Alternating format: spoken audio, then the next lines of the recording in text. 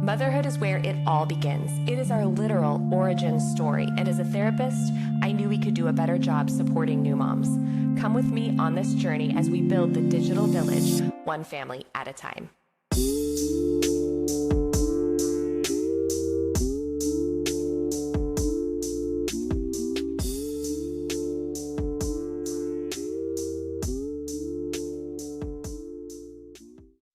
You prepare for that postpartum glow, and then the baby moon is filled with anxiety and worry. What are you supposed to do about it? Well, today I talk with Jessica, who happens to be a mom and a therapist who specializes in this. We talk all about what it's like to be a mom with anxiety from personal and professional lens and what you can do about it. I hope it helps. I hope you enjoy. Well, Jessica, I'm so glad you're here today. Thanks for joining me. Hello, thank you for having me. Yeah, hi. So today we are talking about anxiety, specifically like perinatal anxiety, postpartum anxiety, the ways that it can show up for new moms. And, I always like to ask people first, like, tell me, it's such a very specific subject. Tell me how this became something you were passionate about. Mm. For me, it comes from experience. If I could share a story, just Yeah, of please. a moment I was super anxious. I was 8 months pregnant with my daughter, and Mm. I tried to cook everything from scratch. So I was making macaroni and cheese, and I was standing really close to the burner. And so I Hmm. was cooking, and all of a sudden I felt my my pregnant belly kind of warm. And my thoughts went from 0 to 100 fast, like, oh my gosh, I'm cooking my baby. Oh. What if like this is going to hurt my baby? And I turned off the Hmm. burner. I immediately called. I felt the panic like hit my chest right away. The anxious Hmm. thoughts just hit me really quickly. So I called the nurse line. The nurse was laughing at me. And I'm like, Oh. I was seriously crying and scared that Oh I my was gosh. cooking my child. I mean, this was my Yeah. first baby, super scary for me. I think that when we're in it, it is scary for us. The thoughts may Yeah. be silly to other people. Right. But in that moment, yeah, I really It felt thought like that, really scary. What was the yeah. process like for you to go from feeling like that was totally real to going, I think this might be anxiety, actually? So it wasn't until I started grad school to Uh-huh. become a therapist. And I'm like, maybe Yeah. the way I'm thinking is pretty catastrophic. Like it doesn't, Mm. it's not this way for everybody. Mm. Maybe this is just the way my brain works. And there's a fear there. There's like a deep Yeah. rooted, like about health or something. But it wasn't until then. And then I actually talked to my own therapist too about it. Yeah. And I think that was such a safe place to talk about these really scary feelings and thoughts, and know Yeah. that it's pretty common, especially Yeah. when we're pregnant too. I mean, the hormones, it's something that Mhm. we really value, and we don't want anything to happen to our pregnancy, so it becomes that much more heavier. Yeah. So yeah. Yeah. Did you feel like that the anxiety that happened for you in pregnancy, do you feel like that continued postpartum? I think it got worse It for did. me Okay. afterwards. Yeah. Yeah. Just with the hormones. Again, just disclosure too. I remember walking through Babies R Us. Oh, that really tells how old I I know, right? am. We start to Babies. feel old when we start to tell these stories like, Blockbuster. Just kidding. Yeah. So Babies R Us, I was looking for clothes postpartum. My husband had watched the baby go out, kind of gets yourself out of the house. So emotional, crying throughout Babies R Us. People were looking at me. So yeah, it got heavier for me. But Were you having um like a panic attack in the store, or was it generalized anxiety, or what was going on? it was panic leaving the It was baby. I panic. didn't want to leave the Oh, baby. Yeah. So I kept yeah, yeah, thinking, yeah. like, what if he's not taking care of her the way I would? What if she misses me? What if I'm a Yeah. bad mom because I left? Yeah. Yeah. Ugh, the torment, the way you torment yourself. And I think it's like so important to say to people that are listening right now that maybe are experiencing their own anxiety or love somebody with anxiety that one of the tricky things about anxiety is the way it feels so true, right? It feels so true when you're inside of it. The Yeah. things that you're catastrophizing, the things that you're like panicking about, just they don't it you don't often on the inside have this ability to say like, that's anxiety. That's, that's not the full accurate picture. When Yeah. you're inside of it, it's like, this is the absolute truth. Yeah. Yeah. I feel like it's important to highlight. This is what I will tell people. I don't know if you feel like you say the same thing, but what I'll often tell clients when we're talking about it is, look, you are being wired to protect your baby from anything. Mm. You're being wired to notice any potential danger, hear any potential danger, react to any potential danger, because you are that baby's protector and nature's really smart. So it's normal to have an increase in sort of what I call like hypervigilance, right? And Hmm. when you're postpartum, I find that that's really normal. But the question is then, okay, so what's normal and like what's anxiety? Like when do you, Yeah. when do you say like it's a problem versus, okay, I'm just in the range of normal? Do you ever get that question from clients?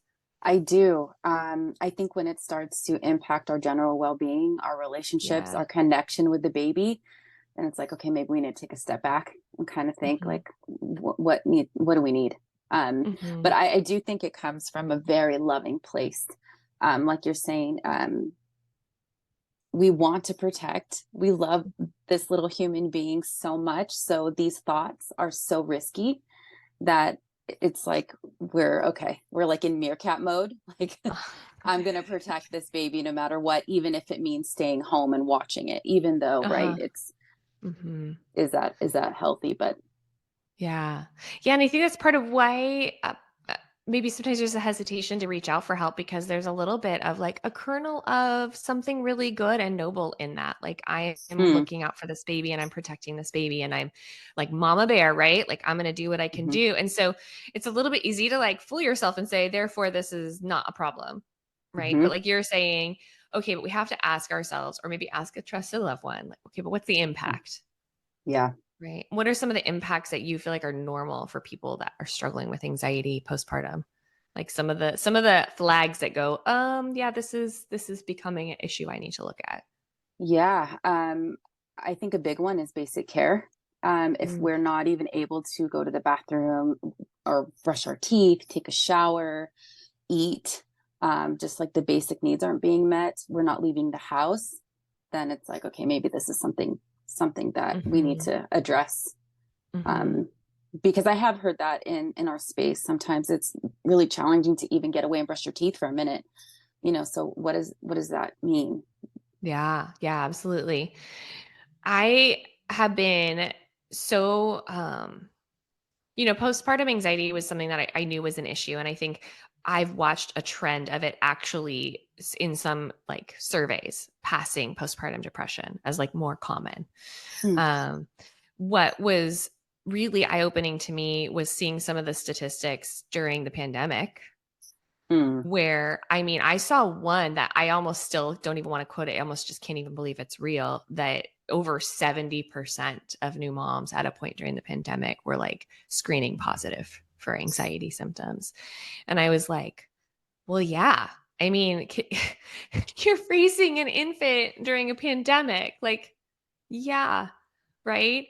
Um, what I've been curious to see is like, does that number stay or does it go back down to normal? What is your feeling about like what you're seeing and how common anxiety is? Do you feel like people are getting back to quote unquote normal, or do you feel like this heightened anxiety is sticking around? yeah, I think in the space where the thoughts are welcomed, when we can really talk about it, kind of normalize it, it's a shared Mm-hmm. experience. It does. It takes a little bit of time, but it does go back to balance. Mm-hmm. We're built that way. We're not Mm-hmm. meant to stay in this hyper vigilance part of us. Mm-hmm. But we need that space to kind of share what that isolated, scary feeling is. And Mm-hmm. then once it comes out, you can even see it like that relief of like, oh, and then there's space from it. There's space from this super scary thought or feeling, Mm-hmm. space, and then, okay, like now what? Mm-hmm. And then it really gives our nervous system a chance to kind of regulate a little bit and be like, oh, this Yeah, maybe I this like how isn't you something. Yeah. say that. I like how you say like if we can say it then we can have space from it. Mm, I think that's really powerful. yeah. And it makes me think about, so somebody might be listening to us right now because their loved one is expressing like anxiety and they're concerned for them and Hmm. they want to know and understand more about it and they want to like know what they're going through and maybe get ideas for how they can be helpful. I feel like Hmm. what I'm hearing you say to that person who might be listening is like, if the person with anxiety starts to express the scary thoughts, it's a really good time to be an open listener. Because I think that what I've seen is that a lot of support people want to rescue them from the scary thoughts. And so their immediate response is, oh, that's never going to happen. Oh, that's so silly. Oh, that's not going to happen. And while like Yeah. reassurance may be a part of how you support them from time to time, oftentimes when it's verbalized, there's enough space to get perspective, Hmm. right? And it kind of naturally starts to become clear like, oh, I probably am not cooking my baby. Yeah. Right? Exactly. Right? Yes. Right. It gives you get enough space to hear yourself say it and enough quiet to go like, oh, yeah, I heard it. I heard that, right? Hmm. But I think that loved ones are more inclined to try to like, no, no, no, no, don't go there. Don't think about it. Don't focus on the positive. Don't talk about it. Yeah. Like Yeah. rescue. Uh-huh. Yeah. Yeah. And I No, feel it's like it's like the interesting. intention of it like trying to help. Yeah, I think it all comes from a loving place. But is this needed Mhm. right now? Is there a car hurling at me right now? No, I'm in my living room with the baby. We're good. We're safe. We don't need to be in that mama bear mode right now. We're okay. Mhm. And I think, especially in our space, teaching those emotional regulation skills helps to bring us back to the here and now versus Mm, following the scary thoughts, engaging with them, trying to control them, giving it meat versus, mhm. okay, like this is just a thought. I'm scared. I'm scared right now, Mhm. but do I need to be? No, like I'm fine. Right. Yeah. The ability to do that kind of inquiry for yourself or that reality testing can help you get your feet underneath you and be like, okay, Hmm. I'm fine. Yeah. Yeah, because you get carried away. It just carries Hmm. you away sometimes, and now you're just like, what do I need to do? We get hooked. Hmm. When you have a client, so, transitioning into like tips and tricks. So like if you have a client who's Mm, coming in and they're like, I'm worried about it. Like I think I have anxiety. Here's what's going on for me. I'm struggling. Like, what are some of the first things that you say to them or the first tools that you recommend? Like, what are your top favorites that you think are helpful for anxiety? yeah. I think the first thing we do is, what is our relationship with anxiety? I think Ooh, that's that's a deep. key Please thing. expand. Yeah, because we start to have a fear of fear. Hmm. I feel when anxiety is so heavy, we start to feel all the symptoms.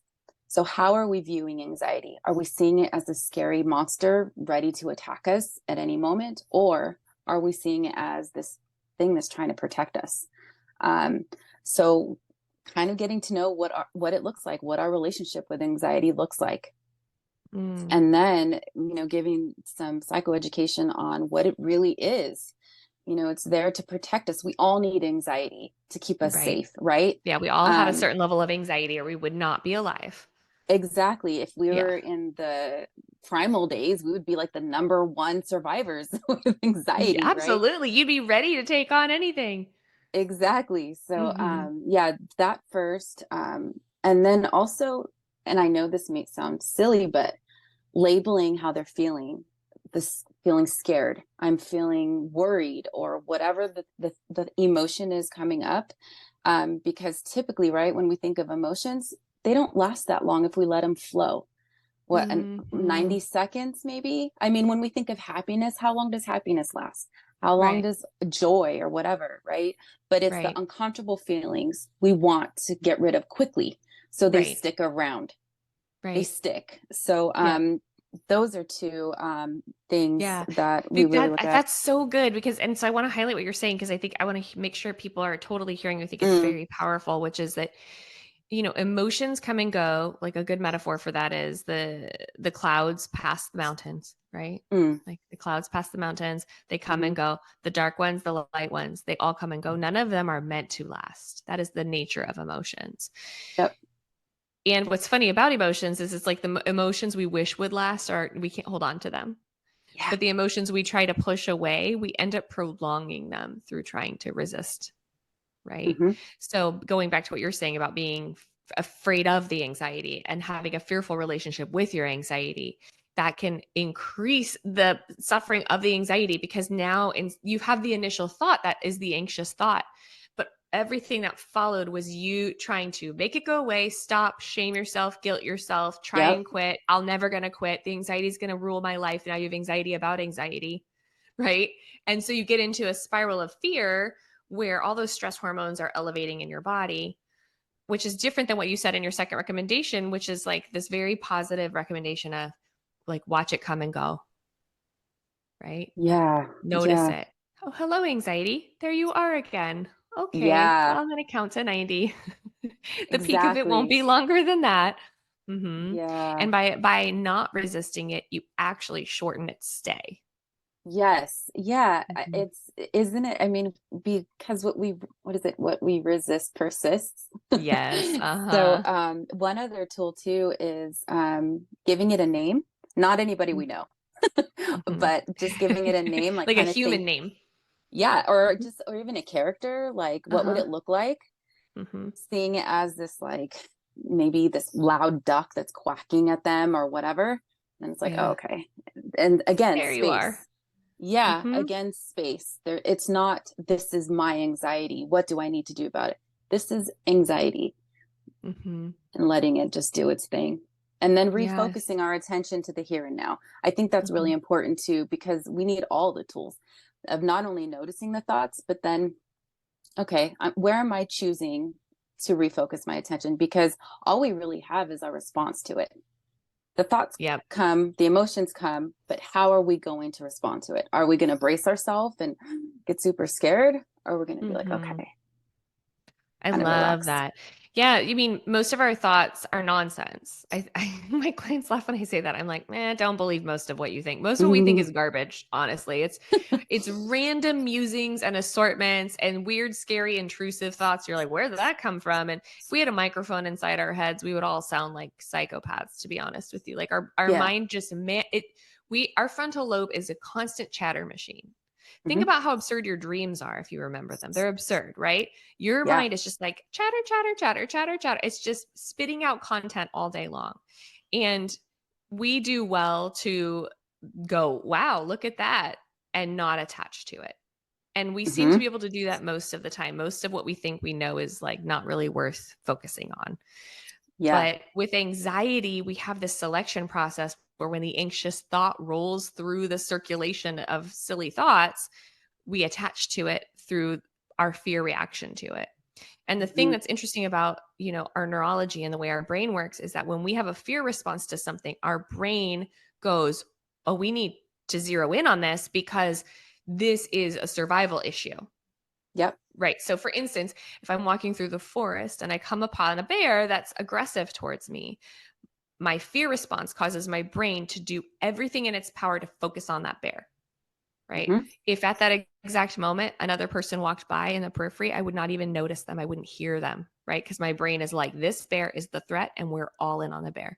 Well, Yep. same thing when an anxious thought flows through our brain, which is normal to everybody, happens to everyone. And I would say my experience is that it happens more frequently to postpartum women.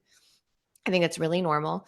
Yeah. Intrusive thoughts of like death and destruction, the baby getting injured. I mean, these things are so common that I, Yeah. I almost don't know anybody who hasn't had them. It's happening to everybody. But the difference between it becoming anxiety or not is how you react to that thought. It's the reaction you have to the thought, which is in your control. So the thought comes in, right? And if you react to that thought by like, oh, the thought is scary, then it's just Yeah. like that bear. Your brain grabs onto it and says, that's what we're Hmm. going to focus on. But if you Yep. have the thought come in your head and you're like, well, that's not me. I'm not Yeah. interested in going there. What a weird thought. Ugh. Yeah. Yeah. Your brain's like, oh, that's boring. We don't care Hmm. about that thought. And it moves easier, right? Yep. Yeah.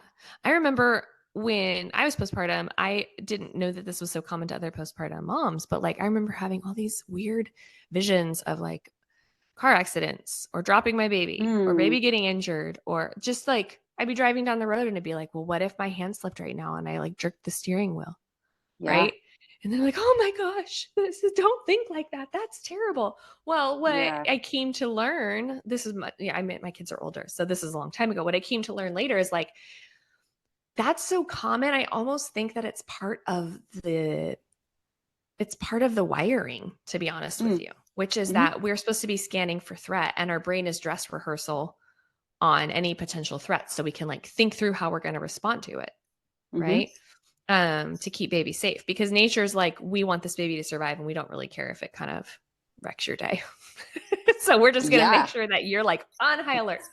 So one of the things like for me that I love talking about, well, I love the results it gets. I don't love talking about it because I almost always get eye rolls, is the importance of moving your body.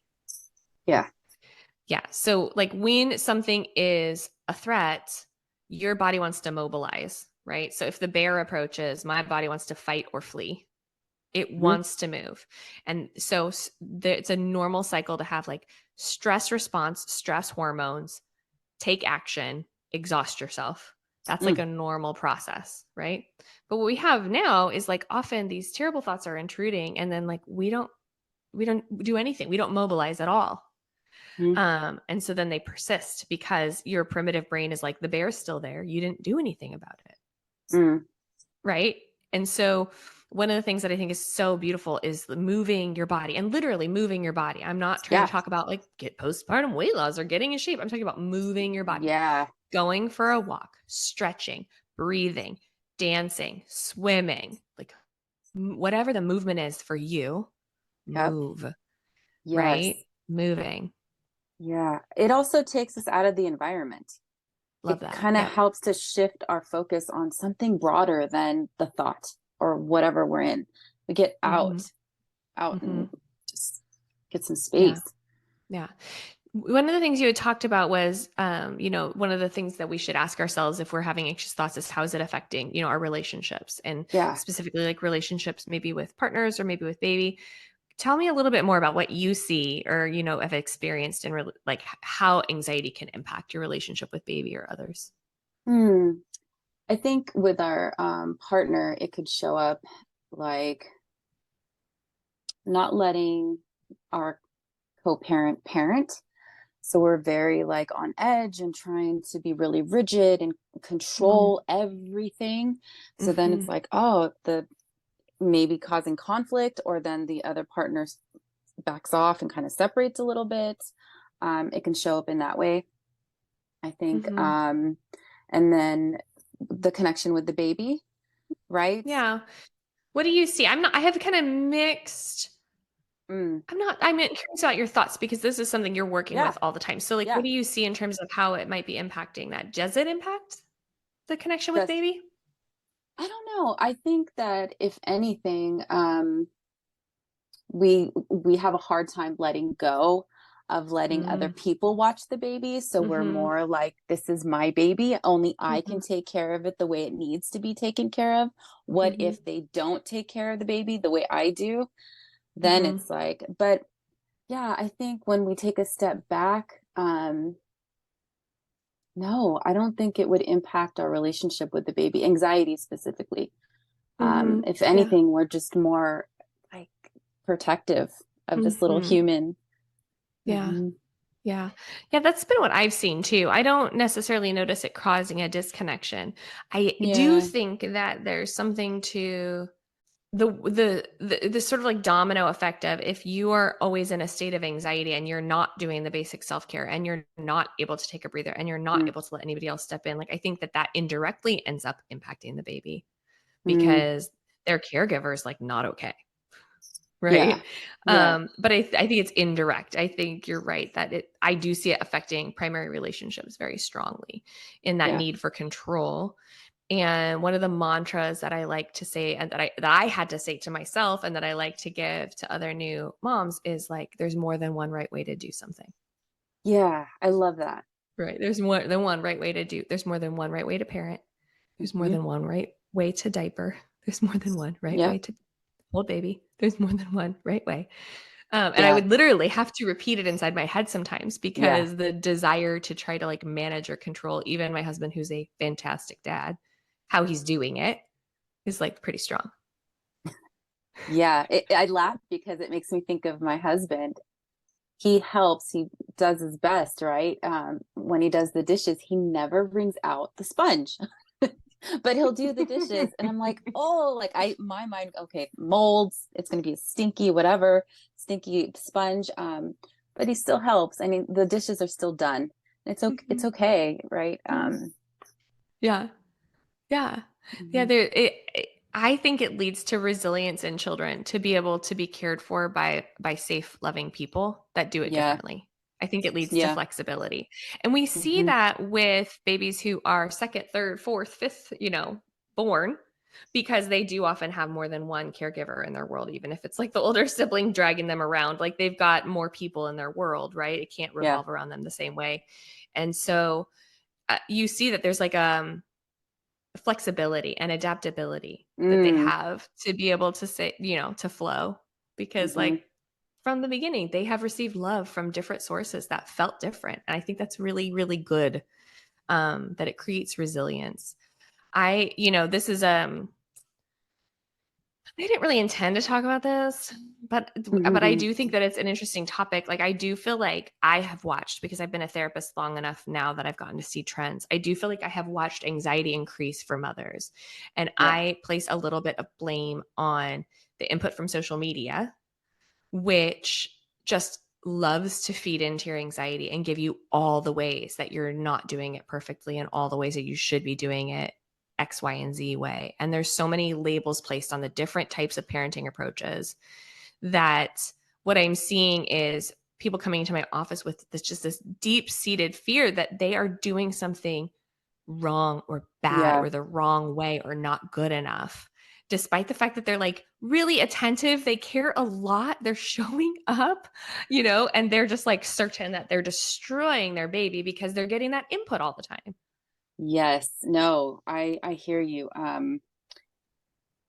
That comparison is really a Mm-hmm. thief of where we're at, because we're comparing ourselves. Am I doing this right? Mm-hmm. Should I be doing this or whatever that looks like? And it's Yeah. designed that way though, because it holds our attention. We Yep, can it scroll does. all day long. So Yep. if that's, and it feels like it knows our thoughts, right? Yeah. The Yeah, it can algorithm. definitely read our responses accurately for sure. Yeah. When we linger on certain content or watch certain Hmm. content, it is recording that, like documenting that. Exactly. It knows to feed that to you more. And unfortunately, again, back to your brain trying to keep you alive and look at the bear, the Yeah. things that make you afraid get your attention, Hmm. right? That's why it goes towards the lowest common denominator, the scary videos, the violent videos, the this is the way that you're poisoning your family videos, the Yes. videos that play into your fears. um they they hijack your nervous system, they demand your full Hmm. attention, and these systems are like trying to demand your full attention, so it's just a very easy lever to push, your fear. Yeah. So for me, like another tip that I give to new parents that are struggling with anxiety is, what if we just disconnected from social media until I see you next time? Yeah. Right?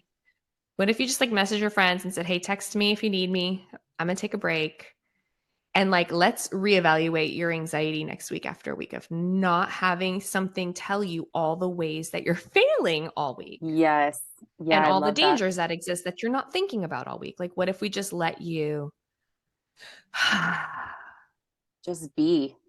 be bored, be in the quiet, right?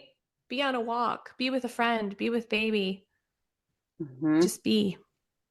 And what I find is like there's a pretty immediate improvement to their anxiety levels. And I'm not trying to say Yeah. like everyone's anxiety goes away, because anxiety is still a disorder, but I think that Hmm. part of the reason it's so commonplace is because it's being fed, Absolutely. and And fear maintained. sells. Yeah, and maintained. Yes. Yeah, fear Yes. sells. And moms are already primed to want to look for any danger to protect their baby. So if Yeah. you're going to come in and tell her that there's all these dangers, like you've got her attention, you've got her hooked. Of course, Yeah, because it attacks something we truly, truly value and love.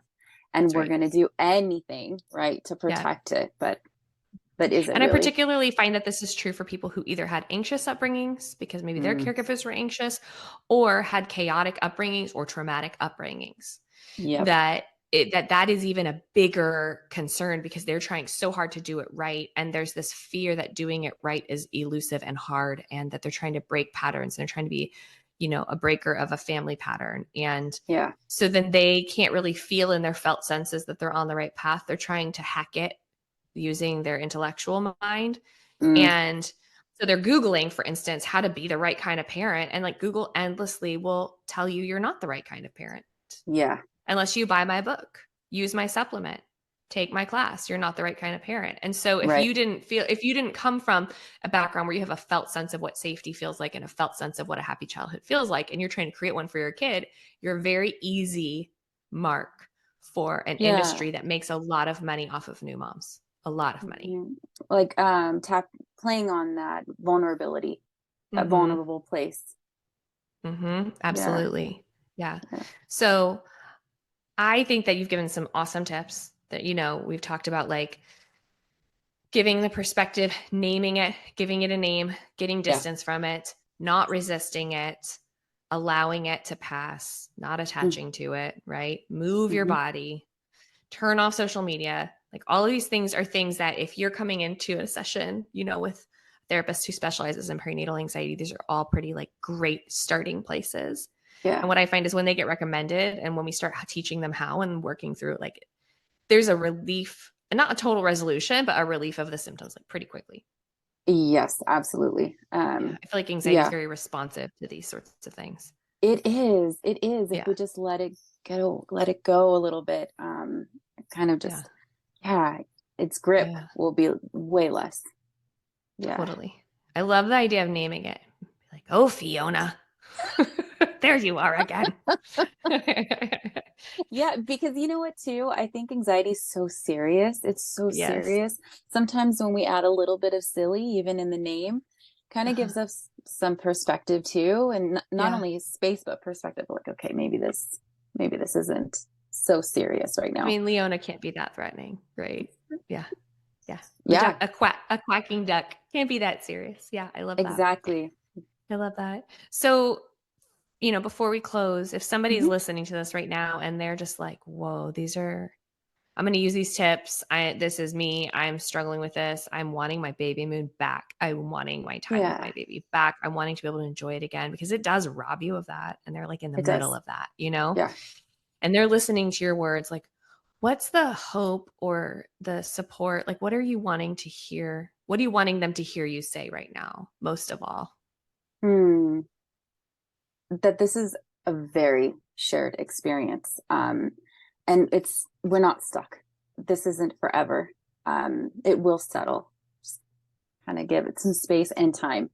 I think that's the one thing too, is we want things to be healed or done quickly, and our body just doesn't work that way sometimes. So to give ourselves the grace, time, some space to kind of let our body just settle, and it will.